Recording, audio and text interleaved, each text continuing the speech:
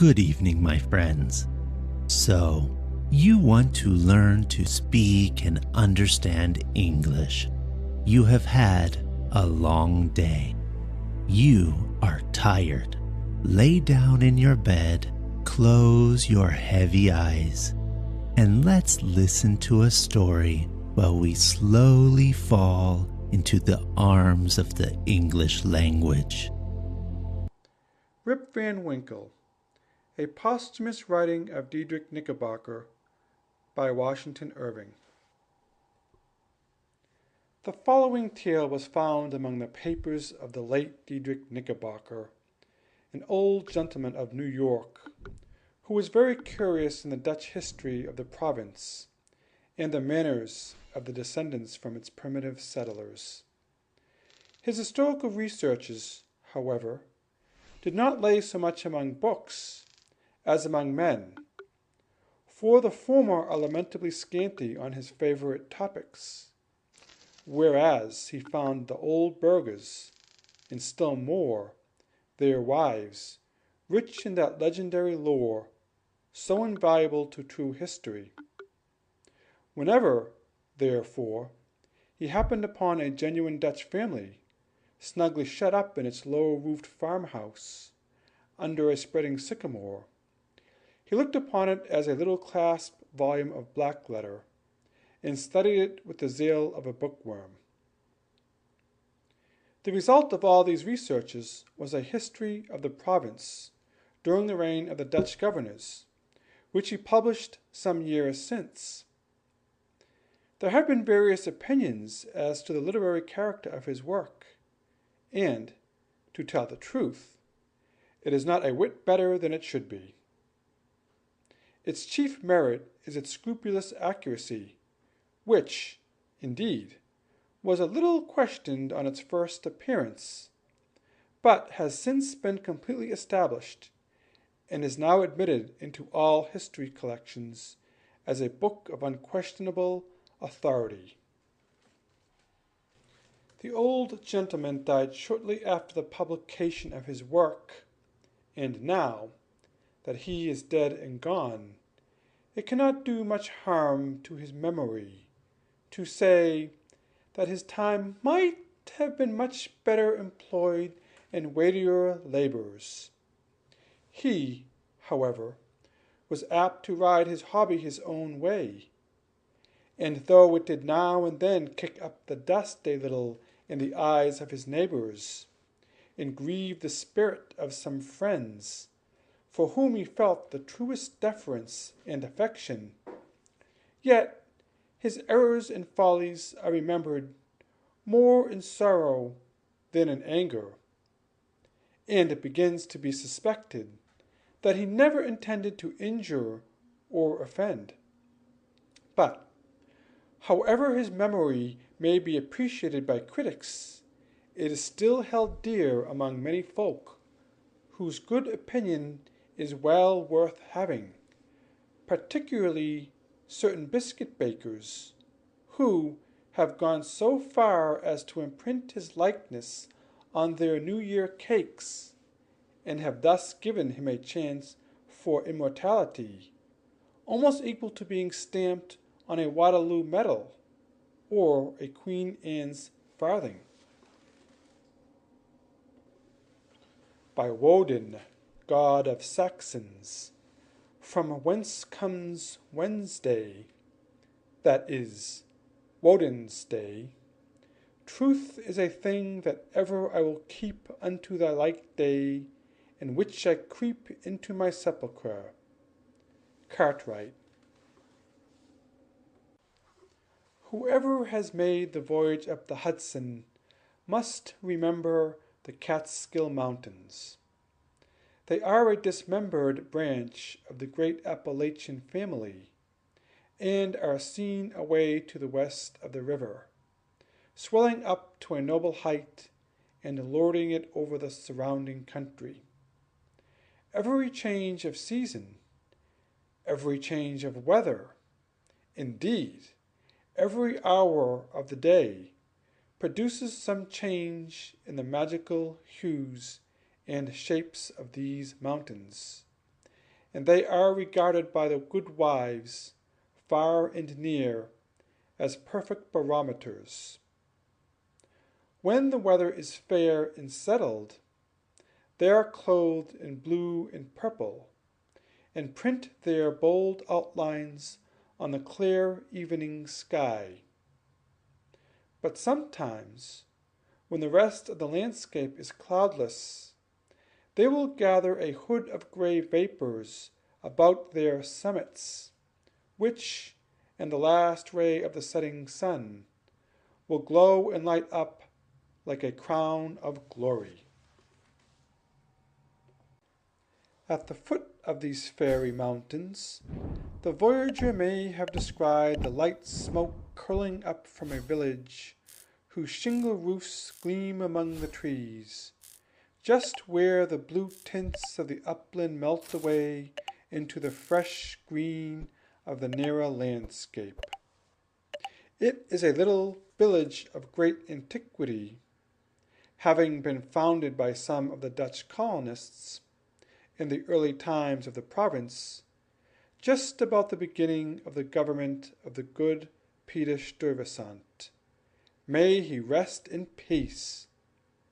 And there were some of the houses of the original settlers standing within a few years, with lattice windows, gable fronts surmounted with weathercocks, and built of small yellow bricks brought from Holland.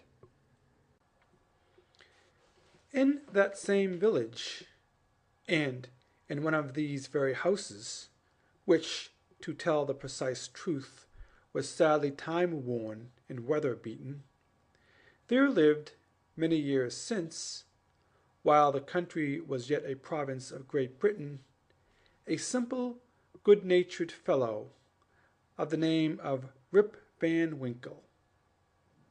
He was a descendant of the Van Winkles who figured so gallantly in the chivalrous days of Peter Stuyvesant, and accompanied him to the siege of Fort Christina. He inherited, however, but little of the martial character of his ancestors. I have observed that he was a simple, good-natured man. He was, moreover, a kind neighbor and an obedient, henpecked husband. Indeed, to the latter circumstance might be owing that meekness of spirit which gained him so much universal popularity. For those men are most apt to be obsequious and conciliating abroad, who are under the discipline of shrews at home.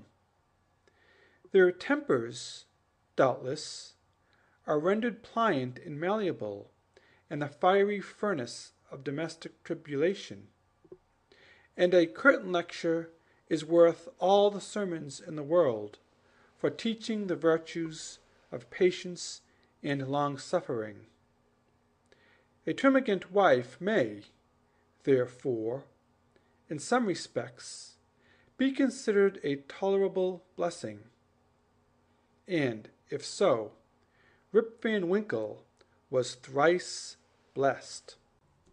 Certain it is that he was a great favorite among all the good wives of the village, who, as usual with the amiable sex, took his part in all family squabbles, and never failed, whenever they talked these matters over in their evening gossipings, to lay all the blame on Dame Van Winkle. The children of the village, too, would shout with joy whenever he approached. He assisted at their sports, made their playthings, taught them to fly kites and shoot marbles, and told them long stories of ghosts, witches, and Indians. Whenever he went dodging about the village, he was surrounded by a troop of them, hanging on his skirts, clambering on his back, and playing 1,000 tricks on him with impunity. and not a dog would bark at him throughout the neighborhood. The great error in Rip's composition was an inseparable aversion to all kinds of profitable labor.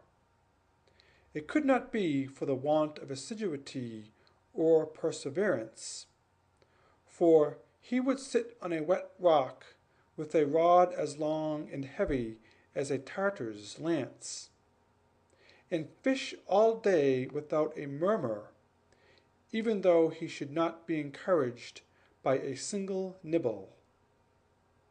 He would carry a fowling piece on his shoulder for hours together, trudging through woods and swamps, and up hill and down dale, to shoot a few squirrels or wild pigeons. He would never even refuse to assist a neighbor in the roughest toil, and was a foremost man at all country frolics for husking Indian corn or building stone fences. The women of the village, too, used to employ him to run their errands, and to do such little odd jobs as their less obliging husbands would not do for them. In a word, Rip was ready to attend to anybody's business but his own. But as to doing family duty and keeping his farm in order, it was impossible. In fact, he declared, it was no use to work on his farm. It was the most pestilent little piece of ground in the whole country. Everything about it went wrong, and would go wrong, in spite of him. His fences were continually falling to pieces. His cow would either go astray or get among the cabbages. Weeds were sure to grow quicker in his fields than anywhere else. The rain always made a point of setting in just as he had some outdoor work to do, so that, though his patrimonial estate had dwindled away under his management, acre by acre, until there was little more left than a mere patch of Indian corn and potatoes, yet it was the worst conditioned farm in the neighborhood. His children, too, were as ragged and wild as if they belonged to nobody. His son Rip, an urchin begotten in his own likeness, promised to inherit the habits with the old clothes of his father. He was generally seen trooping like a colt at his mother's heels, equipped in a pair of his father's cast-off galligaskins, which he had much ado to hold up with one hand, as a fine lady does her train in bad weather.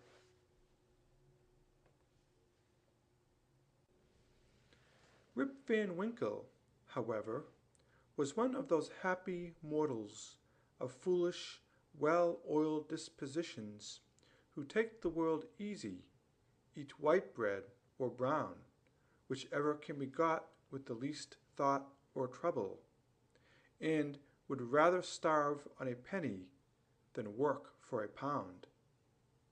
If left to himself, he would have whistled life away in perfect contentment, but his wife kept continually dinning in his ears about his idleness, his carelessness, and the ruin he was bringing on his family. Morning, noon, and night, her tongue was incessantly going, and everything he said or did was sure to produce a torrent of household eloquence. Rip had but one way of replying to all lectures of this kind, and that, by frequent use, had grown into a habit. He shrugged his shoulders, shook his head, cast up his eyes, but said nothing. This, however, always provoked a fresh volley from his wife, so that he was fain to draw off his forces and take to the outside of the house, the only side which, in truth, belongs to a henpecked husband. Rip's sole domestic adherent was his dog Wolf, who was as much henpecked as his master, for Dame Van Winkle regarded them as companions in idleness, and even looked upon Wolf with an evil eye as the cause of his master's so often going astray. True it is, in all points of spirit befitting an honorable dog, he was as courageous an animal as ever scoured the woods. But what courage can withstand the ever-doring and all-besetting terrors of a woman's tongue? The moment Wolf entered the house, his crest fell, his tail drooped to the ground, or curled between his legs. He sneaked about with a gallows air, casting many a sidelong glance at Dame Van Winkle, and at the least flourish of a broomstick or ladle would fly to the door with yelping precipitation. Times grew worse and worse with Rip Van Winkle as years of matrimony rolled on. A tart temper never mellows with age, and a sharp tongue is the only edge tool that grows keener by constant use. For a long while he used to console himself, when driven from home, by frequenting a kind of perpetual club of the sages, philosophers, and other idle personages of the village, that held its sessions on a bench before a small inn, designated by a rubicund portrait of His Majesty George III. Here they used to sit in the shade of a long, lazy summer's day, talk listlessly over village gossip, or tell endless sleepy stories about nothing. But it would have been worth any statesman's money to have heard the profound discussions that sometimes took place, when, by chance, an old newspaper fell into their hands from some passing traveler. How solemnly they would listen to the contents, as drawled out by Derrick Van Bummel, the schoolmaster, a dapper, learned little man, who was not to be daunted by the most gigantic word in the dictionary. And how sagely they would deliberate upon public events some months after they had taken place. The opinions of this junto were completely controlled by Nicholas Fader, a patriarch of the village and landlord of the inn, at the door of which he took his seat from morning till night, just moving sufficiently to avoid the sun, and keep in the shade of a large tree, so that the neighbors could tell the hour of his movements as accurately as by a sundial. It is true, he was rarely heard to speak, but smoked his pipe incessantly. His adherents, however, for every great man has his adherents, perfectly understood him, and knew how to gather his opinions. When anything that was read or related displeased him, he was observed to smoke his pipe vehemently, and send forth short, frequent, and angry puffs. But when pleased, he would inhale the smoke slowly and tranquilly, and emit it in light and placid clouds, and sometimes, taking the pipe from his mouth, and letting the fragrant vapor curl about his nose, would gravely nod his head in token of perfect approbation. From even this strong hold the unlucky Rip was at length routed by his termagant wife, who would suddenly break in upon the tranquillity of the assemblage, call the members all to naught, nor was the august personage, Nicholas Vader himself, sacred from the daring tongue of this terrible virago, who charged him outright with encouraging her husband in habits of idleness. Poor Rip was at last reduced almost to despair, and his only alternative to escape from the labor of the farm and the clamor of his wife was to take gun in hand and stroll away into the woods. Here he would sometimes seat himself at the foot of a tree and share the contents of his wallet with Wolf, with whom he sympathized as a fellow sufferer in persecution. "Poor Wolf," he would say, "thy mistress leads thee a dog's life of it. But never mind, my lad, while I live thou shalt never want a friend to stand by thee." Wolf would wag his tail, look wistfully in his master's face, and if dogs can feel pity, I verily believe he reciprocated the sentiment with all his heart. In a long ramble of the kind on a fine autumnal day, Rip had unconsciously scrambled to one of the highest parts of the Catskill Mountains.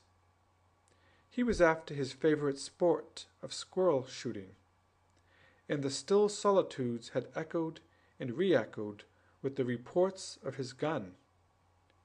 Panting and fatigued, he threw himself, late in the afternoon, on a green knoll covered with mountain herbage that crowned the brow of a precipice.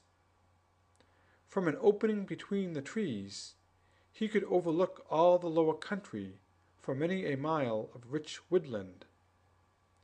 He saw at a distance the lordly Hudson, far, far below him, moving on its silent but majestic course, the reflection of a purple cloud, or the seal of a lagging bark, here and there sleeping on its glassy bosom, and at last losing itself in the blue highlands.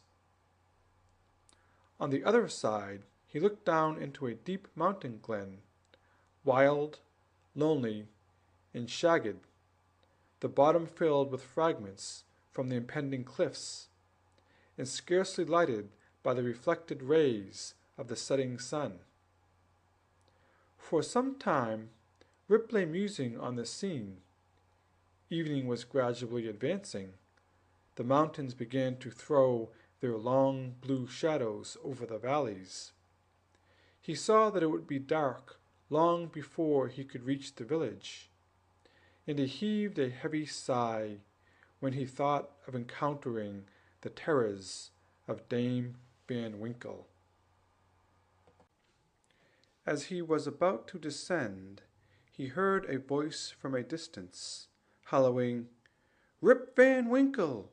Rip Van Winkle!" He looked around, but could see nothing but a crow winging its solitary flight across the mountain.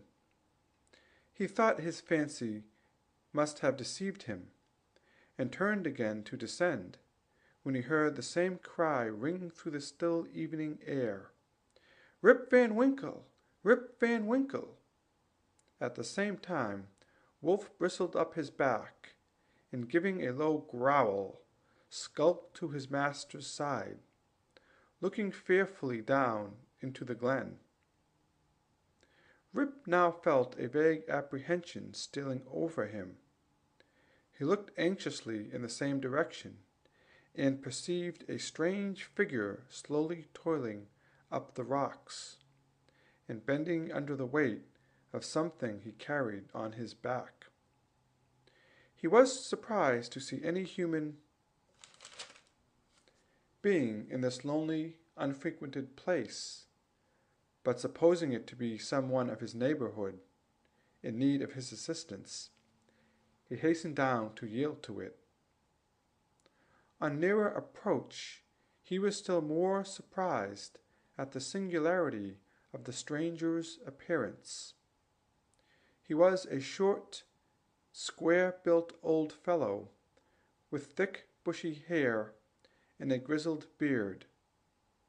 His dress was of the antique Dutch fashion, a cloth jerkin strapped around the waist, several pair of breeches, the outer one of ample volume, decorated with rows of buttons down the sides and bunches at the knees.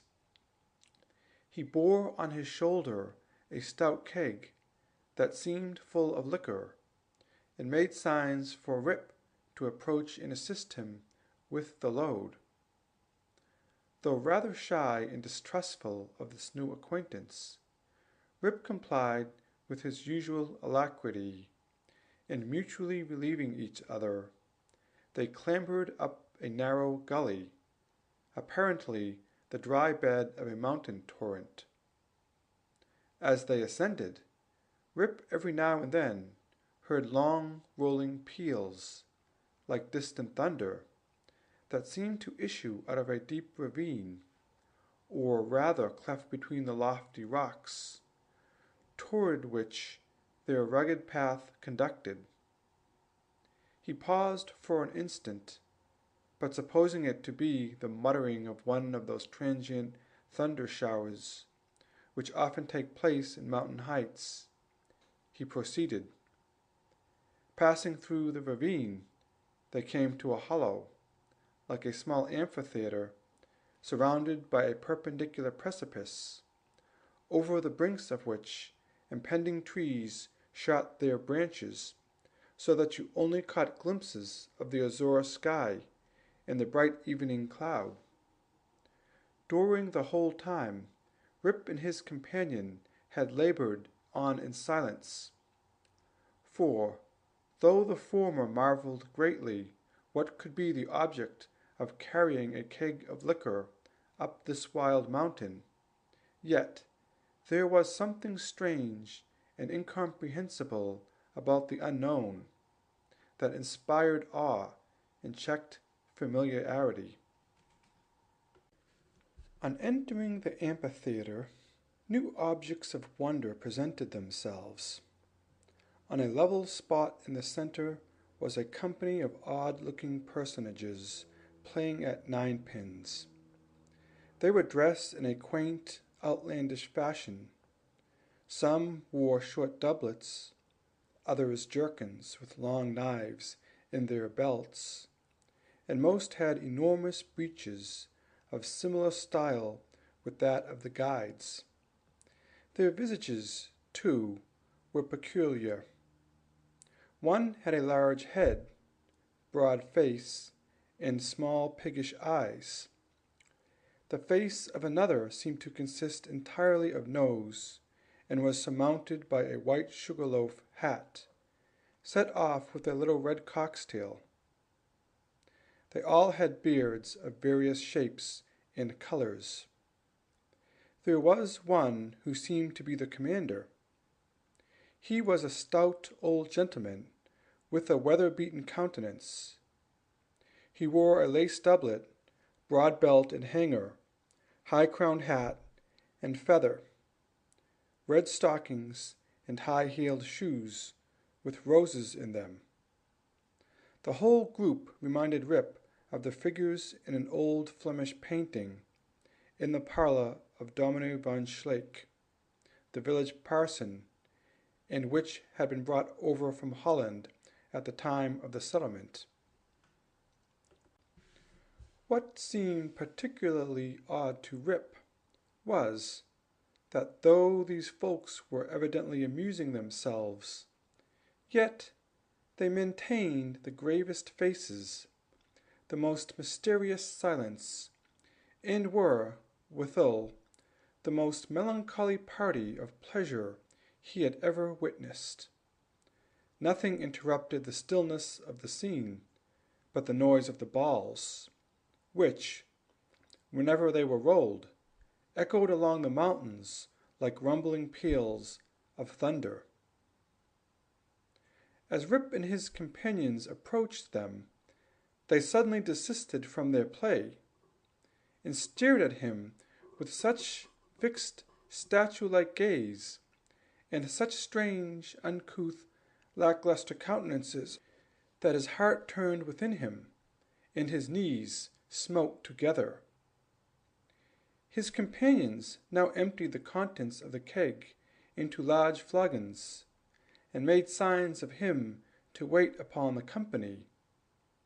He obeyed with fear and trembling. They quaffed the liquor in profound silence, and then returned to their game. By degrees, Rip's awe and apprehension subsided. He even ventured, when no eye was fixed upon him, to taste the beverage, which he found had much of the flavor of excellent Hollands. He was naturally a thirsty soul, and was soon tempted to repeat the draught.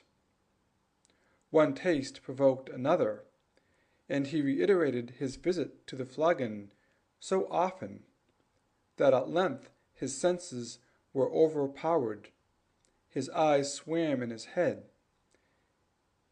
gradually declined, and he fell into a deep sleep. On awakening, he found himself on the green knoll from whence he had first seen the old man of the glen. He rubbed his eyes. It was a bright, sunny morning. The birds were hopping and twittering among the bushes, and the eagle was wheeling aloft and breasting the pure mountain breeze. Surely, thought Rip, I have not slept here all night. He recalled the occurrence before he fell asleep. The strange man with the keg of liquor, the mountain ravine, the wild retreat among the rocks, the woe-begone party at Ninepins, the flagon. Oh, that flagon, that wicked flagon, thought Rip. What excuse shall I make to Dame Van Winkle?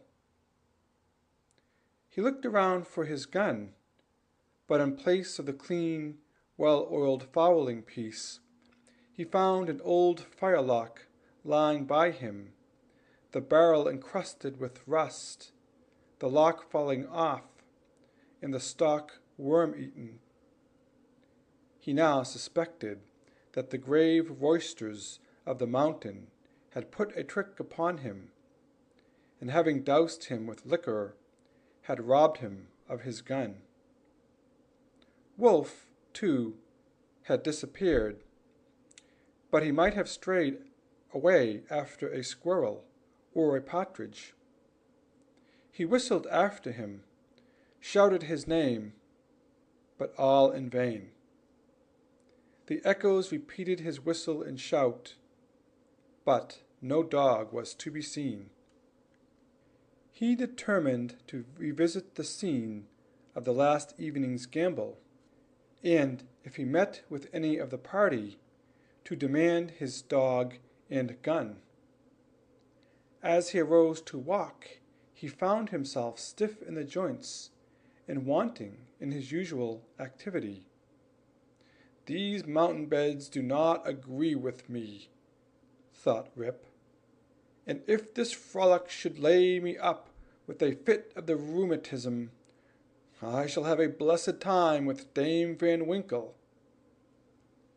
With some difficulty he got down into the glen. He found the gully, up which he and his companion had ascended the preceding evening, but to his astonishment, a mountain stream was now foaming down it, leaping from rock to rock, and filling the glen with babbling murmurs. He, however, made a shift to scramble up its sides, working his toilsome way through thickets of birch, sassafras, and witch hazel, and sometimes tripped up or entangled by the wild grapevines that twisted their coils and tendrils from tree to tree, and spread a kind of network in his path. At length he reached to where the ravine had opened through the cliffs to the amphitheatre, but no traces of such opening remained. The rocks presented a high, impenetrable wall, over which the torrent came tumbling in a sheet of feathery foam, and fell into a broad, deep basin, black from the shadows of the surrounding forest. Here, then, poor Rip was brought to a stand. He again called and whistled after his dog. He was only answered by the cawing of a flock of idle crows, sporting high in the air above the dry tree that overhung a sunny precipice, and who, secure in their elevation, seemed to look down and scoff at the poor man's perplexities. What was to be done? The morning was passing away, and Rip felt famished for his breakfast. He grieved to give up his dog and gun. He dreaded to meet his wife, but it would not do to starve among the mountains. He shook his head, shouldered his rusty firelock, and, with a heart full of trouble and anxiety, turned his steps homeward. As he approached the village, he met a number of people, but none that he knew, which somewhat surprised him, for he had thought himself acquainted with everyone in the country round. Their dress, too, was of a different fashion from that to which he was accustomed. They all stared at him with equal marks of surprise, and, whenever they cast eyes upon him, invariably stroked their chins. The constant recurrence of this gesture induced Rip, involuntarily, to do the same, when, to his astonishment, he found his beard had grown a foot long. He had now entered the skirts of the village. A troop of strange children ran at his heels, hooting after him and pointing at his gray beard. The dogs, too, not one of which he recognized for his old acquaintances, barked at him as he passed. The very village seemed altered. It was larger and more populous. There were rows of houses which he had never seen before, and those which had been his familiar haunts had disappeared. Strange names were over doors, strange faces at the windows. Everything was strange. His mind now began to misgive him that both he and the world around him were bewitched. Surely this was his native village, which he had left but the day before. There stood the Catskill Mountains. There ran the silver Hudson at a distance. There was every hill and dale, precisely as it had always been. Rip was sorely perplexed. That flagon last night, thought he, has addled my poor head sadly. It was with some difficulty he found the way to his own house, which he approached with silent awe, expecting every moment to hear the shrill voice of Dame Van Winkle. He found the house gone to decay, the roof fallen in, the windows shattered, and the doors off the hinges. A half-starved dog, that looked like Wolf, was skulking about it. Rip called him by name, but the cur snarled, showed his teeth, and passed on. That was an unkind cut, indeed. My very dog, sighed poor Rip, has forgotten me. He entered the house, which, to tell the truth, Dame Van Winkle had always kept in neat order.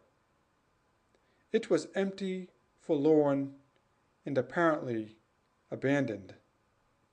This desolateness overcame all his connubial fears. He called loudly for his wife and children.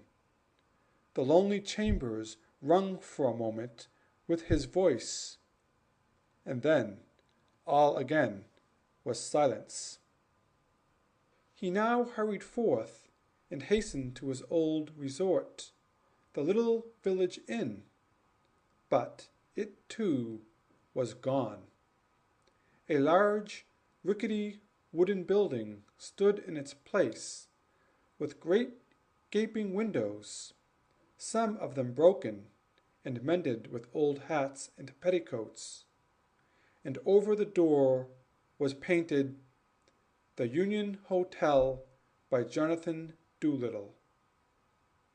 Instead of the great tree that used to shelter the quiet little Dutch inn of yore, there was now reared a tall, naked pole, with something on top that looked like a red nightcap, and from its fluttering a flag, on which was a singular assemblage of stars and stripes. All this was strange and incomprehensible. He recognized on the sign, however, the ruby face of King George, under which he had smoked so many a peaceful pipe. But even this was singularly metamorphosed. The red coat was changed for one of blue and buff. A sword was stuck in the hand instead of a scepter. The head was decorated with a cocked hat, and underneath was painted in large characters, "General Washington." There was, as usual, a crowd of folk about the door, but none that Rip recollected. The very character of the people seemed changed. There was a busy, bustling, disputatious tone about it, instead of the accustomed phlegm and drowsy tranquillity. He looked in vain for the sage Nicholas Vader, with his broad face, double chin, and fair, long pipe, uttering clouds of tobacco smoke instead of idle speeches, or Van Bommel, the schoolmaster, doling forth the contents of an ancient newspaper.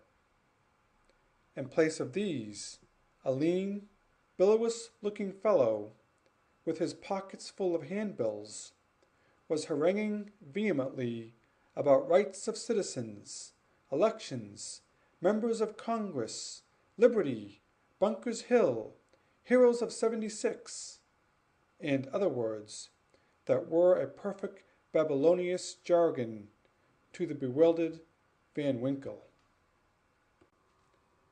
The appearance of Rip, with his long grizzled beard, his rusty fowling-piece, his uncouth dress, and the army of women and children that had gathered at his heels, soon attracted the attention of the tavern politicians. They crowded around him, eyeing him from head to foot with great curiosity. The orator bustled up to him, and drawing him partly aside, inquired which side he voted. Rip stared in vacant stupidity. Another short but busy little fellow pulled him by the arm, and raising on tiptoe, inquired in his ear whether he was a Federal or Democrat. Rip was equally at a loss to comprehend the question, when a knowing, self-important old gentleman in a sharp-cocked hat made his way through the crowd, putting them to the right and left with his elbows as he passed, and planting himself before Van Winkle, with one arm akimbo, the other resting on his cane, his keen eyes and sharp hat penetrating, as it were, into his very soul, demanded, in an austere tone, what brought him to the election with a gun on his shoulder and a mob at his heels, and whether he meant to breed a riot in the village. "Alas, gentlemen," cried Rip, somewhat dismayed, "I am a poor, quiet man, a native of this place, and a loyal subject of the king. God bless him." Here a general shout burst from the bystanders. "A Tory! A Tory! A spy! A refugee! Hustle him! Away with him!" It was with great difficulty that the self-important man in the cocked hat restored order, and having assumed a tenfold austerity of brow, demanded again of the unknown culprit what he came there for, and whom he was seeking. The poor man humbly assured them that he meant no harm, but merely came there in search of some of his neighbors who used to keep about the tavern. "Well, who are they? Name them." Rip bethought himself a moment, and inquired, "Where's Nicholas Vader?" There was a silence for a little while, when an old man replied, in a thin piping voice, "Nicholas Vader?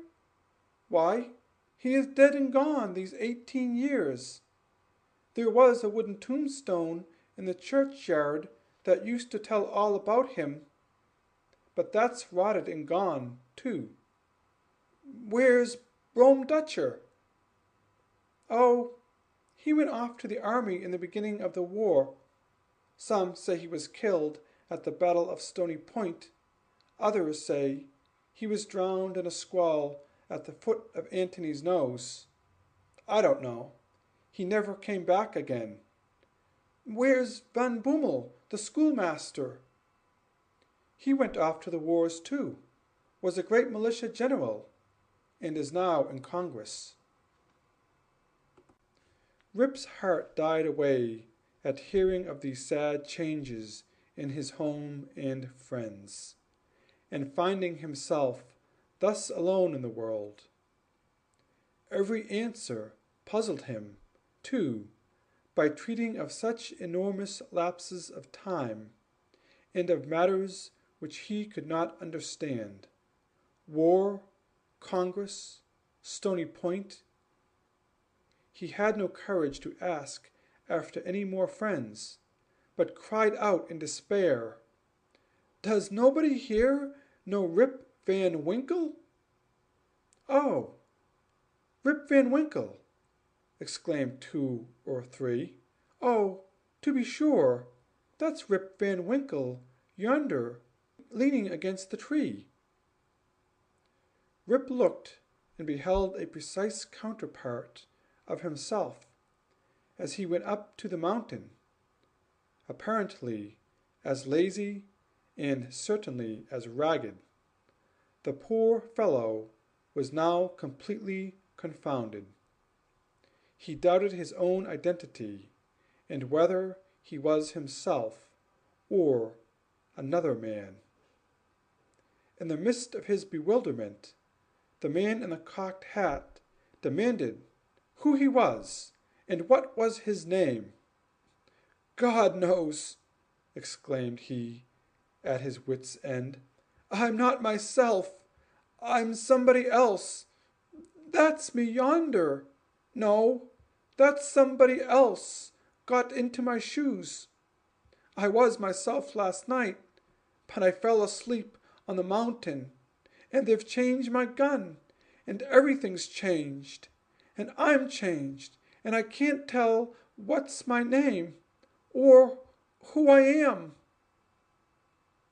The bystanders began now to look at each other, nod, wink significantly, and tap their fingers against their foreheads.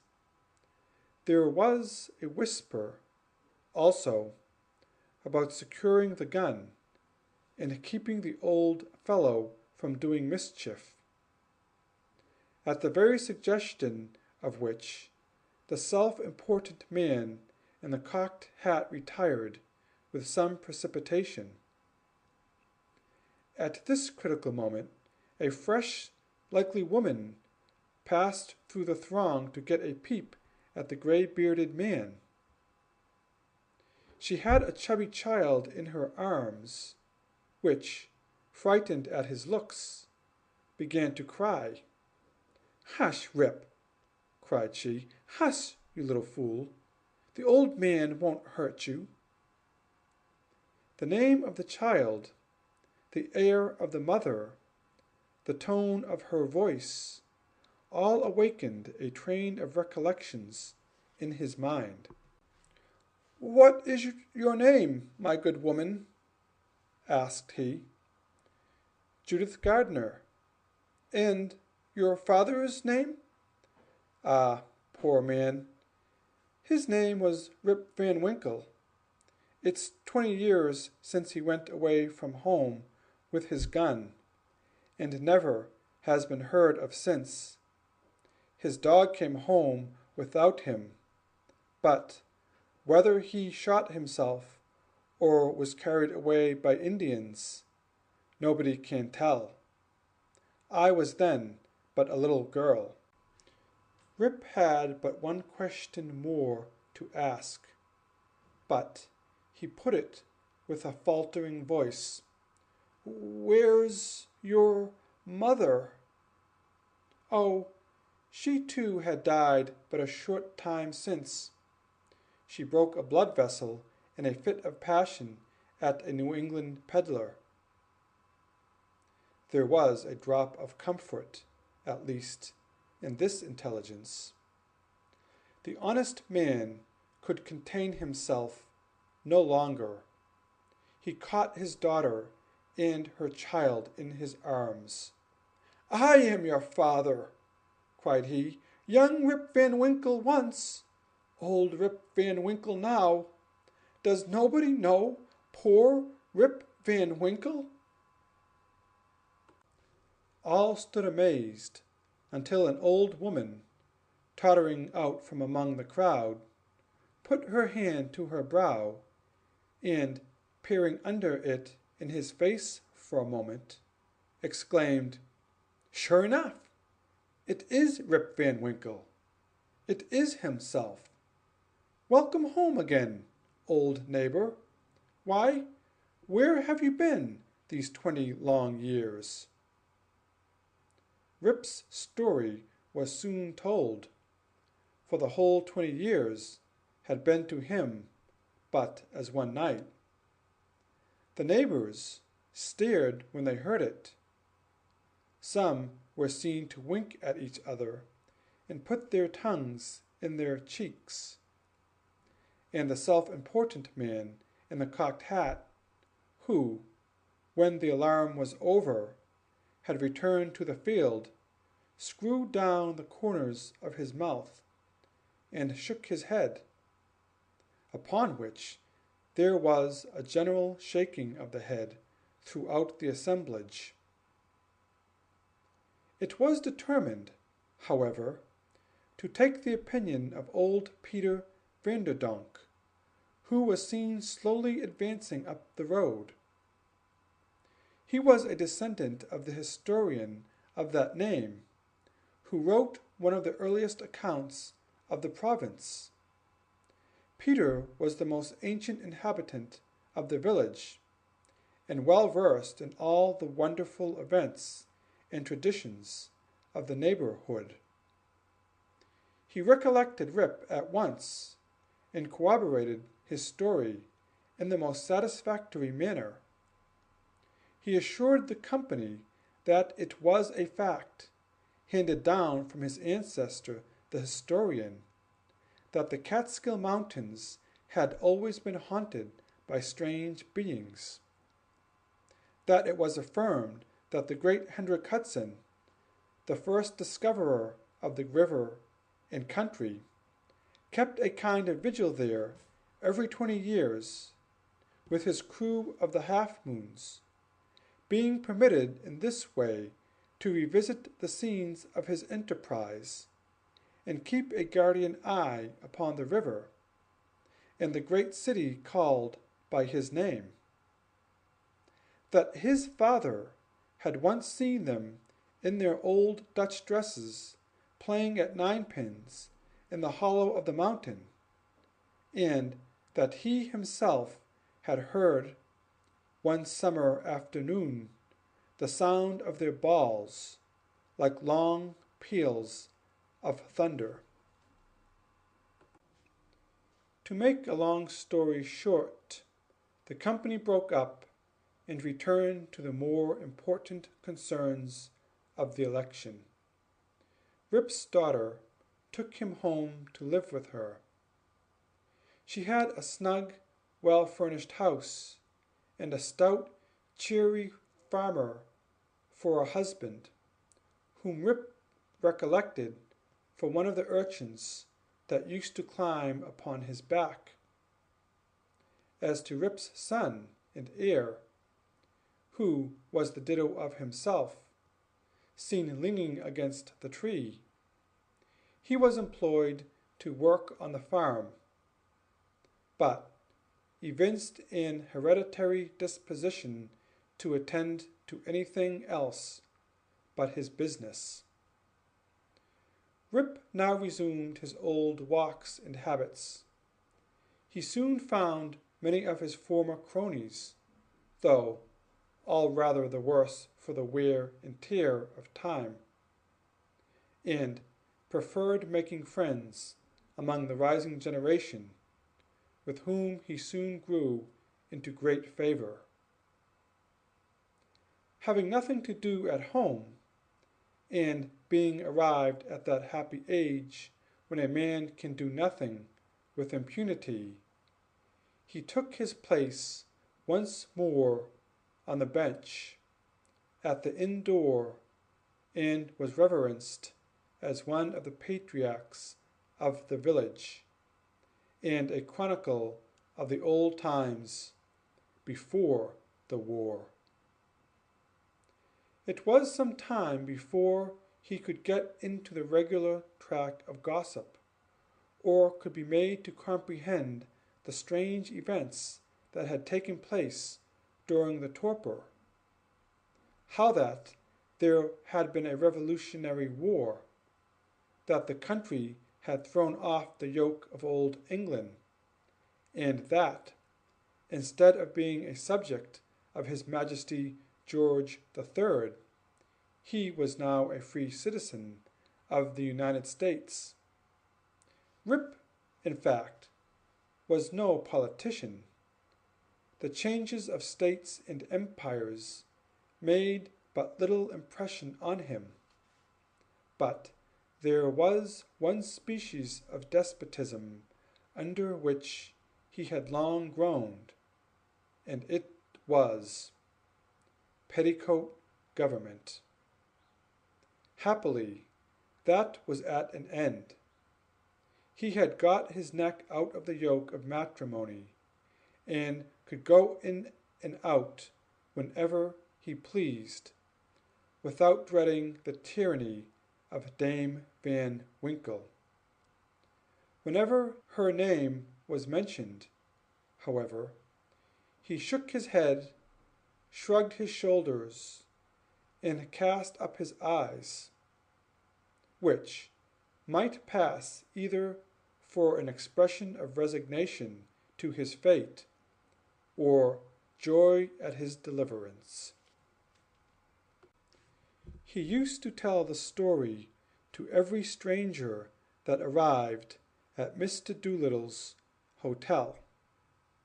He was observed, at first, to vary on some points every time he told it, which was, doubtless, owing to his having so recently awaked.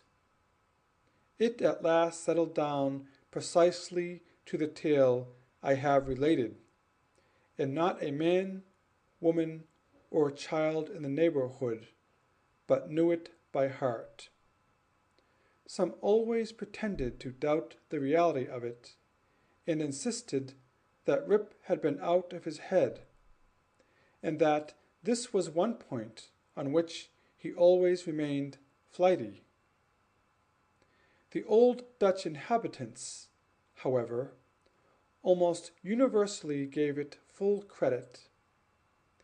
Even to this day, they never hear a thunderstorm of a summer afternoon about the Catskill, but they say Hendrik Hudson and his crew are at their game of ninepins. And it is a common wish of all henpecked husbands in the neighborhood, when life hangs heavy on their hands, that they might have a quieting draught out of Rip Van Winkle's flagon. Note: the foregoing tale, one would suspect, had been suggested to Mr. Knickerbocker by a little German superstition about Charles V and the Kipperhauser mountain. The subjoined note, however, which he had appended to the tale, shows that it is an absolute fact, narrated with his usual fidelity. The story of Rip Van Winkle may seem incredible to many, but, nevertheless, I give it my full belief, for I know the vicinity of our old Dutch settlements to have been very subject to marvelous events and appearances.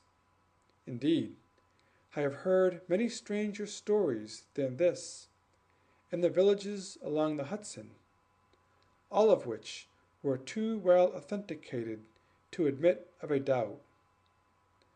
I have even talked with Rip Van Winkle myself, who, when last I saw him, was a very venerable old man, and so perfectly rational and consistent on every other point, that I think no conscientious person could refuse to take this into the bargain. Nay, I have seen a certificate on the subject taken before a country justice, and signed with a cross, in the justice's own handwriting. The story, therefore, is beyond the possibility of doubt. Diedrich Knickerbocker, 1819. End of Rip Van Winkle, a posthumous writing of Diedrich Knickerbocker. Read by Paul Henry Tremblay, Louisville, Kentucky, 2008.